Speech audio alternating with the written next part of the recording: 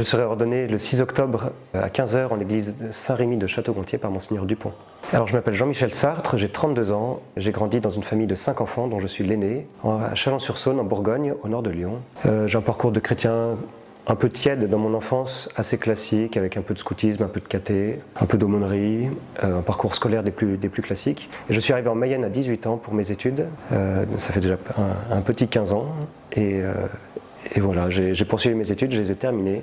Le bon Dieu m'a appelé pendant mes études et je suis rentré au séminaire il y a 8 ans. J'ai fait des études d'ingénieur. Le Seigneur m'a appelé par différents biais, enfin je dirais, il m'a appelé à une date que j'ai pas notée mais qui est très claire dans mon esprit. Mais en fait, il avait balisé cet appel par plein de petites touches au cours de mes études, par la rencontre de chrétiens récemment convertis, par la rencontre de prêtres du diocèse de Laval, le père David Duguay, par ce que j'avais alors compris comme des événements fortuits qui étaient en réalité des signes de la providence. Et puis par l'alignement, on pourrait dire, d'événements qui, relus a posteriori, après mon entrée au séminaire, m'ont montré qu'en fait, le Seigneur balisait, conduisait progressivement vers un appel que j'ai reçu pour le coup très clairement à la fin de mes études, alors que je travaillais à Paris, dans une petite église de banlieue qui paye pas de mine, au cours d'une messe de semaine toute simple en hiver, alors qu'il faisait froid et triste. Enfin vraiment, voilà, le Seigneur n'a pas eu besoin de grands éclats pompeux pour venir me chercher. C'était une très grande joie. Je me souviens d'être sorti. J'ai encore l'image de quand je sors de cette église et j'allais récupérer le tram pour rentrer chez moi. Et je jubilais intérieurement. J'avais qu'une envie, c'était répondre positivement. J'avais alors une lecture spirituelle qui me portait énormément. Donc j'étais en plus dans un mouvement intérieur qui faisait que en fait c'était clair, j'allais rentrer au séminaire immédiatement, j'allais sauver le monde comme tout pieux séminariste et roule quoi. Ouais. Et en fait c'est plutôt l'inverse, c'est moi-même qui ai fait l'effort de mettre un peu d'intelligence et de raison là-dedans en parlant à des prêtres et des amis très proches.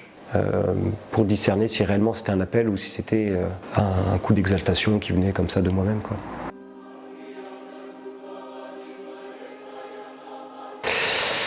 Alors je suis rentré au séminaire, je suis rentré en propédeutique en fait à Charles de Foucauld, à la maison Charles de Foucauld, dans le diocèse de Rennes, dans l'enceinte des Petites Sœurs des Pauvres, pour le diocèse de Laval. En fait, déjà à ce moment-là, je m'étais interrogé, parce que ne venant pas du diocèse de Laval, je sentais pas trop où le Seigneur voulait m'appeler, si c'était pour le diocèse d'Autun chez mes parents, ou pour le diocèse de Laval où j'avais étudié. Et Monseigneur Scherer, alors évêque de Laval, et Monseigneur Rivière, s'étaient concertés, et voilà, il avait été convenu que je rentrerais pour le diocèse de Laval. Et bien à la fin de l'année, c'est très clair, le Seigneur, discerné avec mon père spirituel, le Seigneur m'appelle à entrer au séminaire. J'en ai pas le moindre doute intérieurement. Et en même temps, tout n'est pas clairement défini parce que justement la question de l'incardination, du lieu pour lequel me donner, est absolument pas résolue. Et en fait, c'est plutôt un discernement assez pragmatique que j'ai entrepris alors. C'était ça fait désormais un paquet d'années que je suis parti de la maison des parents. Ça fait du coup assez longtemps que je les vois très peu. J'ai pas d'appel plus à un endroit qu'à un autre. Est-ce que c'est pas les liens de la famille qui pourraient compter? Et donc je suis rentré. C'est comme ça que je me suis adressé à Monseigneur Rivière, évêque d'Autun, pour lui demander de m'admettre au séminaire pour le diocèse d'Autun. Alors auparavant, j'étais resté en contact avec le diocèse de Laval parce que ma première année de séminaire, elle s'étale sur les années 2017 et 2018. Et en 2018, il y a le premier PDVTT du diocèse de Laval, monté par le père David Duguay, avec qui j'étais resté en contact proche parce que c'était l'aumônier de mes études. Et donc, voilà, les liens étaient forts. J'allais pas tout couper simplement parce que j'étais de l'autre côté de la France. Et donc, je reviens en 2018 pour 5 jours en Mayenne. L'histoire amusante, c'est que j'étais conduit à ce moment-là par mon évêque et par le responsable des séminaristes du diocèse d'Autun, qui allait à une session de formateurs, qui me pose à Laval. Et c'est vrai que pendant cette semaine-là, sans sentir qu'il y avait un appel à un retour à Laval, je me dis intérieurement, c'est curieux, ça fait 1 an que je ne me suis pas senti à ma place comme ça. Mais pas plus que ça. Et la deuxième année, en 2019, je reviens pour le PLVTT, et à nouveau je me dis, je suis vraiment à ma place, mais à nouveau, sans faire plus de métaphysique que ça, je suis très bien à cet endroit-là, mais j'y reste que 5 jours. Et au cours de ma première année de stage, entre les cycles de philosophie et de théologie, l'année n'est pas très facile parce que la vie en paroisse est un peu compliquée pour des tas de raisons. Et puis là-dessus tombe le Covid. Comme tout le monde, j'ai vécu une période de confinement pas forcément très facile, avec beaucoup plus de temps pour réfléchir. Et intérieurement, je me dis, cette sensation qui fait que j'ai l'impression de ne pas complètement me développer, pas complètement en tout cas m'épanouir, elle est peut-être pas due simplement au fait que la formation me coûte un peu, quoi. C'est peut-être simplement que je ne suis pas au bon endroit. Et donc effectivement, à ce moment-là, en discernement, après discernement, j'ai écrit à Monseigneur Scherer pour lui dire, écoutez, vous m'avez vu partir il y a quasiment 3 ans, est-ce que vous accepteriez de me voir revenir maintenant? Donc il m'a expliqué comment m'y prendre. J'ai prévenu l'évêque d'Autun, évidemment, qui était heureux, heureux comme tout de voir un séminariste partir, forcément. Et puis mon recteur de séminaire, mon responsable des séminaristes. Et voilà, donc sur la période qui s'étend de avril-mai 2020 à l'été 2020 aussi, j'ai entrepris ces démarches-là. Et effectivement, je suis arrivé à la rentrée 2020 comme séminariste du diocèse de Laval, mais pas dans le diocèse de Laval parce que j'étais envoyé en stage à ce moment-là. Pour le diocèse de Laval, à l'Arche, la Ruisselée, au sud du Mans, à 25 km au sud du Mans, avec des personnes handicapées. Ma mission, c'était d'accompagner dans la vie quotidienne 6 personnes handicapées, avec des handicaps très variés, principalement intellectuels, mais l'intellectuel pouvait avoir des répercussions physiques, dans une équipe composée de 5 personnes, dans une communauté un peu plus large, puisqu'il y avait en tout un petit 25 personnes handicapées, accompagnées par à peu près autant d'assistants. Alors, quand j'ai commencé mon cycle de philosophie, j'ai été envoyé dans la paroisse Saint-Pierre-du-Maine, dont le curé était le père Franck Viel. Alors, à ce moment-là, il était tout seul. L'a rejoint l'année d'après le père Adrien. Et donc, effectivement, j'allais toutes les 2 semaines dans cette paroisse, en arrivant le jeudi après-midi, ce qui me laissait 3 grosses journées de présence dans la paroisse. Ensuite, je suis parti pour la paroisse Saint-Jean-Baptiste de Château-Gontier.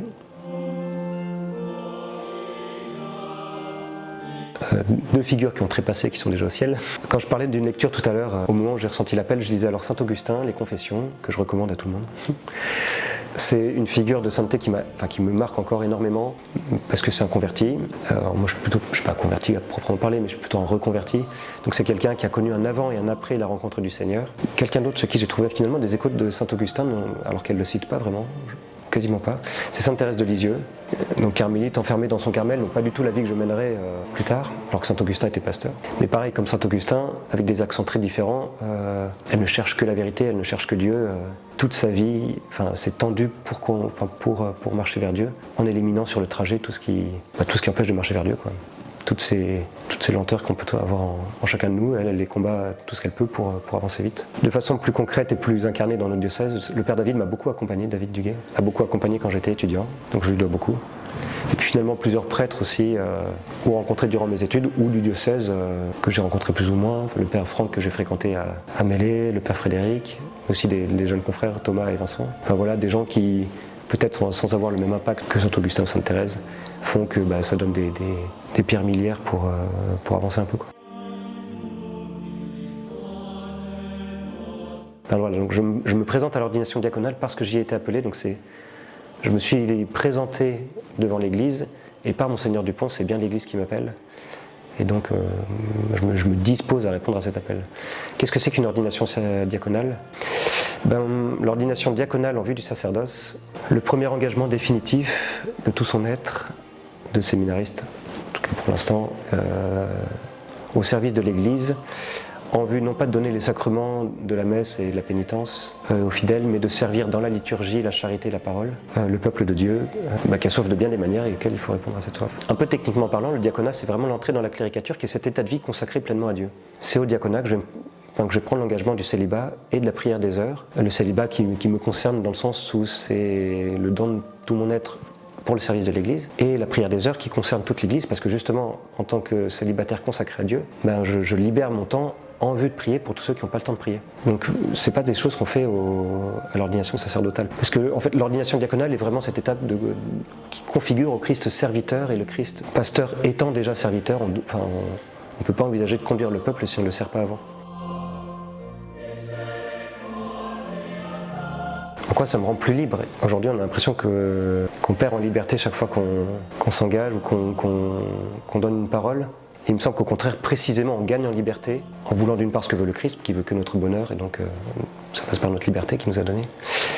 Mais justement, c'est ce don de soi-même en vue de quelque chose de grand. Enfin, le fait de se configurer au bon, au grand, au vrai, ne peut être que libérant.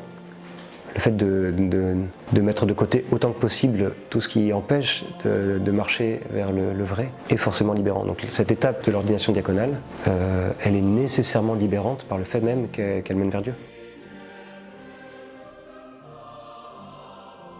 Les appels du bon Dieu, ils sont j'allais dire concret.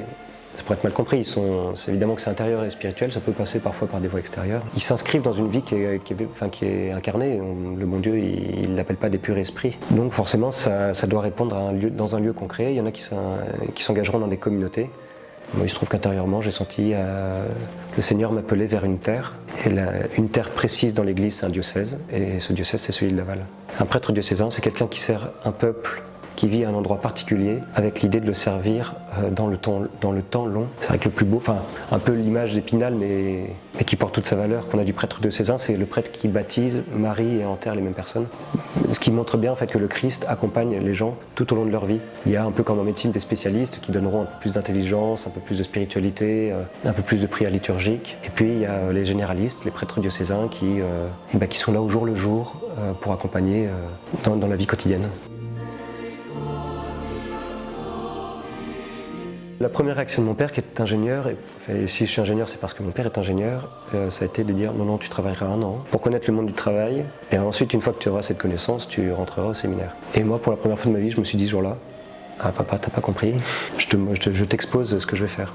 Et donc voilà, et maman je pense était très heureuse intérieurement mais ne l'exprimait pas pour pouvoir faire ensuite un peu de diplomatie parce qu'elle je pense bien compris que j'étais pas en train de suggérer, de demander des conseils. Et en fait ça s'est fait très vite, mes parents m'ont jamais déjà empêché de rentrer au séminaire, m'ont accompagné tout le long, se sont montrés présents et puis très simplement mes frères ont réagi un peu différemment comme peuvent le faire certains de mes frères. C'était ah ouais ok très bien, une information de plus, un peu étonnante mais une information de plus, et d'autres un peu plus heureux, en tout cas plus démonstratifs dans leur bonheur, dans leur joie. Donc voilà, et puis désormais en fait je constate une vraie fierté de la part de mes parents d'avoir un fils qui sera un jour prêtre. Voilà, il y a la distance qui fait que évidemment c'est moins facile de se voir fréquemment, mais je crois que c'est pas une question qui rentre véritablement dans leur raisonnement.